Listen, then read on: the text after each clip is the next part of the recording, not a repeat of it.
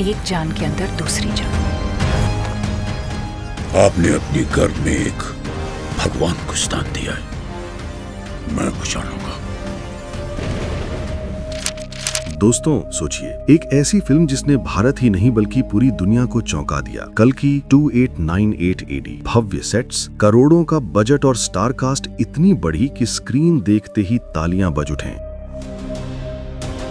भगवान लौट आए हैं, उनका जन्म हो चुका है।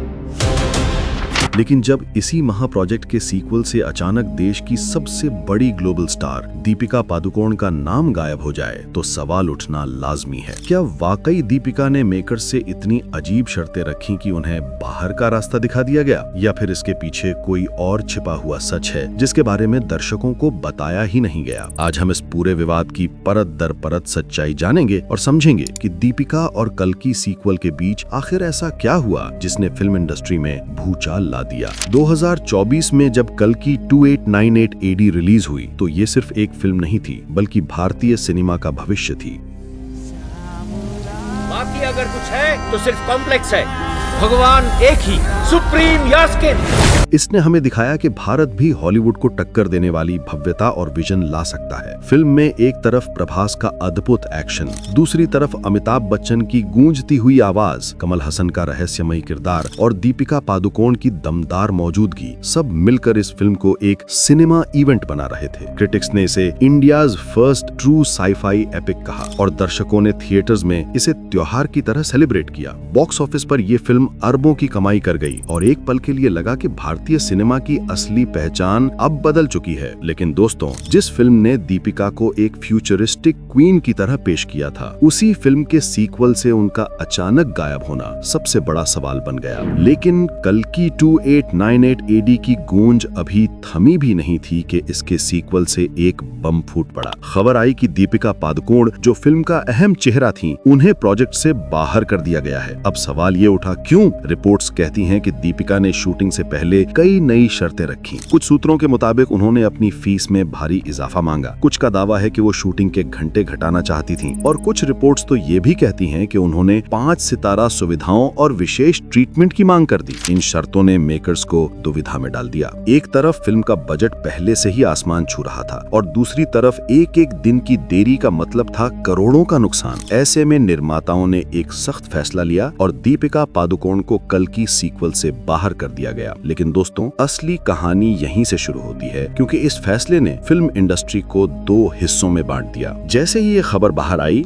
बॉलीवुड और साउथ इंडस्ट्री दोनों में हलचल मच गई। सोशल मीडिया 2 हिस्सों में बंट गया। एक तरफ फैंस थे जिन्होंने कहा कि दीपिका जैसी ग्लोबल स्टार के बिना कल्कि अधूरी लगती है। उनके मुताबिक दीपिका ही वो चेहरा थी जो फिल्म को इंटरनेशनल लेवल पर और बड़ा बना रही थी। लेकिन दूसरी तरफ कई लोग मेकर्स का समर्थन करने लगे। उनका कहना था कि इतना बड़ा प्रोजेक्ट अनुशासन और प्रोफेशनलिज्म मांगता है। अगर कोई भी कलाकार अपनी शर्तों से कान को धीमा कर दे तो नुकसान सिर्फ पैसों का नहीं बल्कि फिल्म के पूरे विजन का होता है। ट्रेड एनालिस्ट्स ने भी साफ कहा कि ऐसे मेगा प्रोजेक्ट्स में एक छोटी सी देरी भी करोड़ों का नुकसान कर सकती है। शायद यही वजह रही कि दीपिका को बाहर करने का इतना बड़ा निर्णय लिया गया। दोस्तों, इस विवाद ने सिर्फ फिल्म को ही नहीं बल्कि पूरी इंडस्ट्री को हिला के रख दिया। अब सबके मन में एक ही सवाल था कि क्या सचमुच दीपिका की गलती थी या फिर ये सब सिर्फ अफवाहों का खेल है। सबसे दिलचस्प बात यह है कि इस पूरे विवाद पर दीपिका पादुकोण ने अब तक एक शब्द भी नहीं बोला। उनकी चुप्पी मानो इस रहस्य को और गहरा कर रही है। कुछ मीडिया रिपोर्ट्स का दावा है कि दीपिका पहले से ही हॉलीवुड प्रोजेक्ट्स में व्यस्त थीं और उनके पास कल्कि सीक्वल के लिए समय ही नहीं था। वहीं दूसरी ओर कुछ सूत्रों का कहना है कि फिल्म की कहानी में उनके किरदार को उतनी अहमियत नहीं मिल रही थी जितनी पहले वादा की गई थी। यानी मामला सिर्फ पैसे और शर्तों का नहीं बल्कि क्रिएटिव डिफरेंस का भी हो सकता है। सोशल मीडिया पर लोग अटकलें लगाने लगे, क्या दीपिका ने खुद फिल्म छोड़ी या फिर मेकर्स ने उन्हें बाहर किया? लेकिन दोस्तों, सच्चाई चाहे जो भी हो, दीपिका की ये रहस्यमयी चुप्पी इस पूरे विवाद को और भी ज्यादा दिलचस्प बना रही है, क्योंकि जब जवाब नहीं मिलता तो सवाल और गहरे हो जाते हैं। अब सबसे बड़ा सवाल है कि कल्कि 2898 AD का सीक्वल किस दिशा में जाएगा? क्या दीपिका की जगह कोई नई स्टार कास्ट आएगी या फिर कहानी को इस तरह मोड़ा जाएगा कि दर्शकों को उनकी कमी महसूस ही ना हो? सूत्रों के मुताबिक मेकर्स पहले ही कुछ टॉप अभिनेत्रियों से बातचीत कर रहे हैं हैं। कहा जा रहा है कि इस सीक्वल को और भी बड़े पैमाने पर बनाया जाएगा, जहां सिर्फ भारत ही नहीं बल्कि इंटरनेशनल मार्केट पर भी सीधा निशाना साधा जाएगा। लेकिन दोस्तों, चाहे कोई भी नया चेहरा आए, एक बात तो तय है, कल की सीक्वल भारत की सबसे महंगी और सबसे महत्वाकांक्षी फिल्मों में से एक होने वाली है। और यही वजह है कि मेकर्स चाहते हैं कि इस फिल्म में कोई भी समझौता ना हो, न कहानी पर, न विजन पर और न ही स्टारकास्ट पर। अब देखना ये है कि बिना दीपिका पादुकोण के क्या कल की 2898 AD का जादू दोबारा चल पाएगा, या फिर दर्शकों को वही भव्यता और वही आकर्षण नहीं मिल पाएगा जो पहली फिल्म में था। दोस्तों, कल की 2898 AD का नाम सुनते ही